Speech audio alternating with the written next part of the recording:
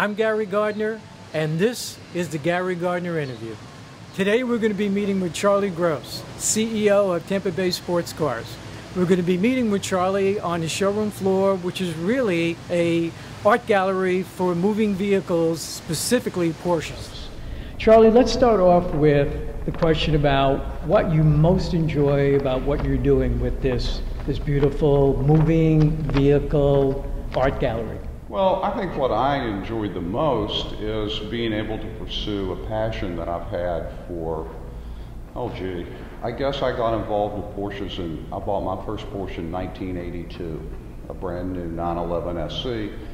And it's been a love affair with me and Porsches from that day forward. So after spending a 35-year career in the investment business, and not working for 10 years and living on a boat, flying around Africa, looking for what do I do next, I decided to pursue my passion, and that's Porsches, and to give people the opportunity to buy really, really nice Porsches that I handpick and personally supervise that they're in excellent condition.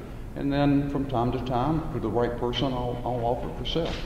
Tell me a bit about how your personal core values match the art gallery that you created here. You know, people don't realize, but I mean, Porsches they're like little tanks. I mean, they're just very tough, they're very dependable. And what really made them famous with Steve McQueen and Paul Newman and people like that racing is the fact that Porsches lots of times weren't not the fastest car on the track.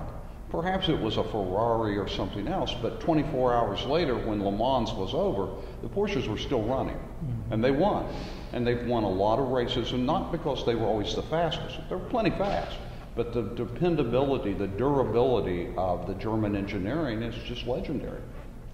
Charlie, every company, every successful company and CEO has a secret sauce. Tell me a little bit about your secret sauce. You know, I don't know that I have a secret sauce. I think that what I try to do is, I really don't buy cars to sell cars. It's like every time I sell a car, it's like giving up one of my children. But I do sell them. But I personally buy cars only that I want to own. If I don't want to own it, I don't want to drive it. As I say on my website, if I wasn't proud to put it in my garage, I'd never consider offering it to you.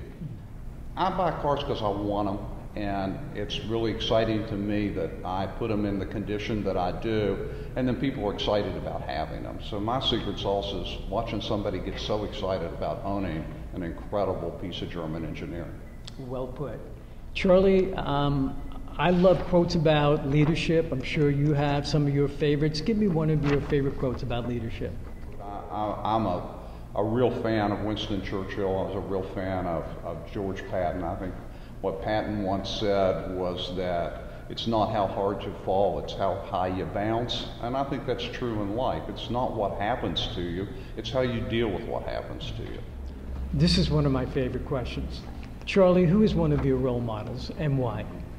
I guess I had a lot of sort of role models. I think it depended on the position that I was in and what I was trying to accomplish. But I guess probably the biggest role model I had was my father. I grew up, like most people, I grew up really poor in West Virginia, but I learned very early on with my dad that the only thing you ever have of real value is your work.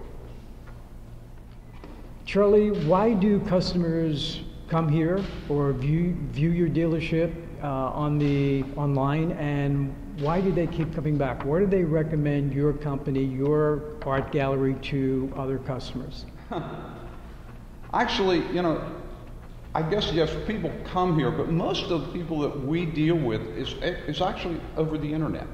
Almost all of our business is on the internet, and I think they come here because we have very unique cars. I mean, we have cars, as I was saying earlier, we have a 1997 C2S that only has 5,000 miles on it. It's been lowered and put back to the European standard that would have been delivered to go down the Autobahn. It's probably the only car like it in the country.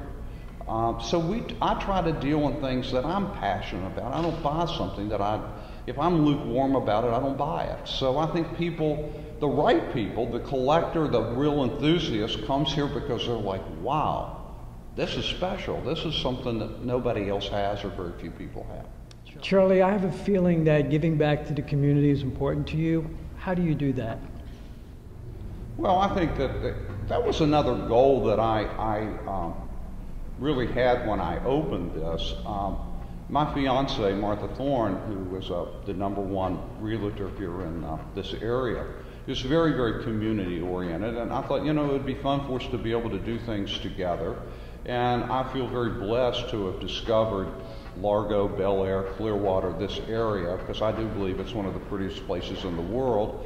So it's really fun to be able to give back to the community and be involved in the community, and it's just, it's such a wonderful place that you just end up feeling obligated that you have to try to pitch in as well. Charlie, every successful CEO deserves to enjoy their leisure time. What do you do with your leisure time? We're real wine connoisseurs, and we like fancy restaurants, and we like to travel.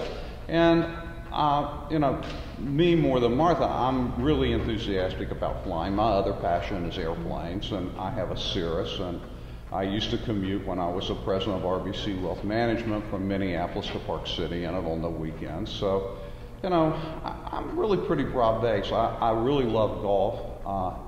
Most days it doesn't appear that I've ever played before, but I do like the game a lot.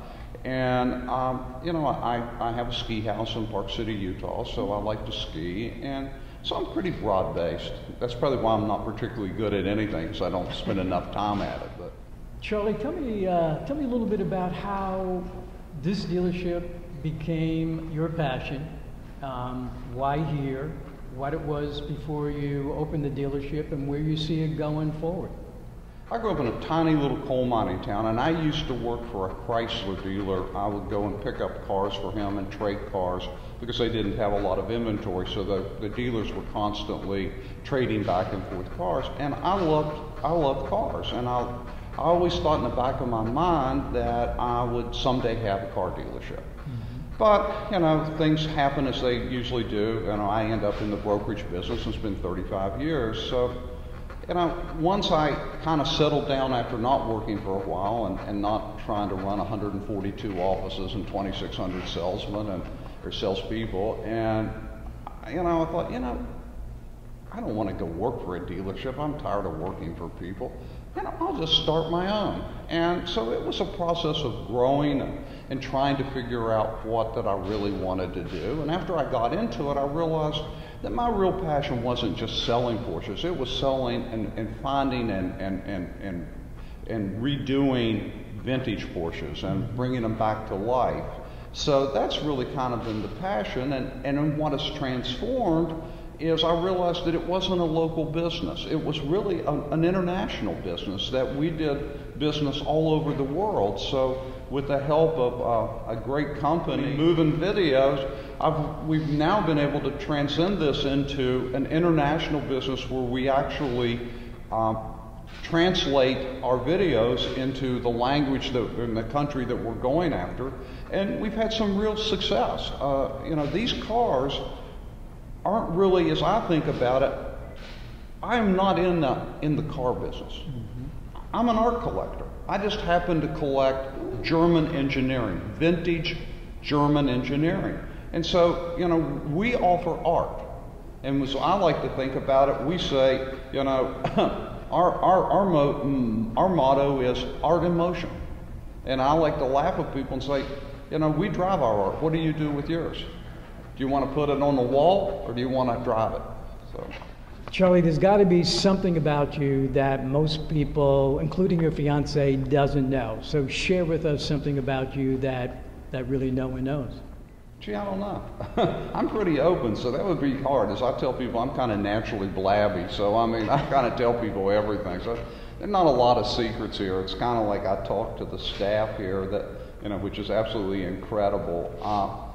But, you know, my basic favorite saying is, hey, you know, don't ever assume anything. If I'm thinking it, I'll probably tell you, so you don't have to worry about it. So if I haven't said anything, don't worry about it. So I don't think I have a lot of secrets.